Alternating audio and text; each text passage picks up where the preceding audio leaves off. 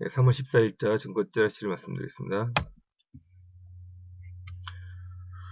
지난주 말 금요일에 외국 증시가 폭등을 했네요. 특히 미국 증시가 많이 올랐습니다.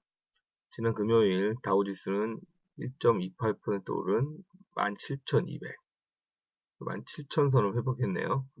17,213.31을 마감했고요. 나스닥 종합지수는 86포인트 오른 4,748, 나스닥도 4,700을 회복했습니다.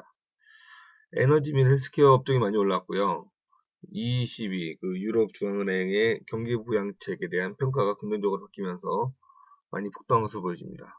우리나라 증시도 강보합으로 시작할 것으로 보여지고요. 그럼 우리나라 증시 한번 볼까요? 코스닥 및 코스피가 많이 올랐습니다. 근데 매수의 추세를 보면 코스피는 외국인이 많이 샀고요. 코스닥은 일반 개인 투자자가 많이 샀습니다.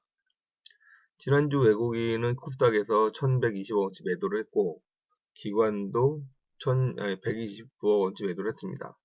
개인은 1752억원치 매수를 했어요. 근데 코스피 같은 경우에는 외국인이 8863억을 매수했고 기관과 개인은 매도를 더 했습니다. 이런 양상에서 보면 코스닥 부분이 조정을 한번 받고 지나지 않을까 생각이 듭니다. 요즘 중국 증시가 민감한데요. 지난주 금요일날은 조금 오르면서 끝났지만 중국의 경제 성장세가 멈추춤하면서 강력한 구조조정이 예상되고 있죠. 근데 전국 인민대회에서 경제 수장들이 이구동성으로 공기업의 구조조정으로 대규모 실업사태는 발생하지 않을 것이다 라고 발표를 하고 있고요. 또한 증권시장이 요동치면 과감한 조치를 내놓겠다고 발표하고 있습니다. 과감한 조치에 대해서는 증시안정기금에서의 주식 매각 금지 등 여러가지 구체적인 얘기도 나오고 있지만 실질적으로 어떤 걸 할 건지에 대한 얘기는 공식적으로 밝히진 않았죠. 그냥 과감한 조치라고만 하고 있습니다. 이번 주 중국 증시는 좀 오를 듯 합니다. 이런 주장들이 나타나고 있기 때문에 우리나라 증시도 따라서 오르지 않을까 보여집니다. 위기의 삼성전자, 제가 지속적으로 말씀드리지만 삼성전자 굉장히 위기에 빠지고 있습니다. 삼성전자도 그런 내용을 알고 있는 것으로 보여지고요. 2015년 말 기준 삼성전자 본사 소속 임직원 총계는 96,900명, 2014년보다 2,480명이 줄었다고 합니다.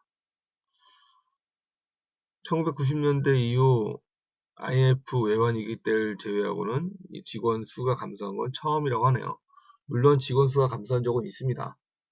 디스플레이 사업이 분사할 때라든지 이런 구조조정으로 해서 될 경우에는 일시적으로 인원이 감소했는데요. 일시적인 실질적인 인원 감소는 아니었죠.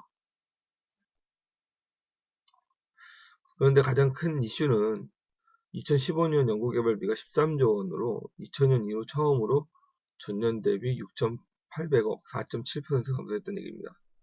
그건 인원이 줄은 부분이 R&D 인력이 제일 많이 나갔다고 볼 수 있겠죠. 일반적으로 이런 IT 기업, 특히 애플 이런 대기업과 경쟁하고 있는 삼성전자 입장에서 R&D 비율을 줄인 부분은 굉장히 여러 가지를 생각하게 합니다. 삼성전자가 스마트폰 사업을 신중하게 고려하는 중에서 박스콘이 샤프를 인수함으로써 올해 한 해는 더 힘든 험난한 한 해가 될 것으로 보여집니다. AI 열풍이 많이 올랐죠. 알파고의 3연승으로 AI가 모든 것을 해결해주는 만으로 착각받고 있는 듯합니다. 따라서 우리나라도 AI 관련 업종이라고 치부되는 주식들이 많이 올랐는데요.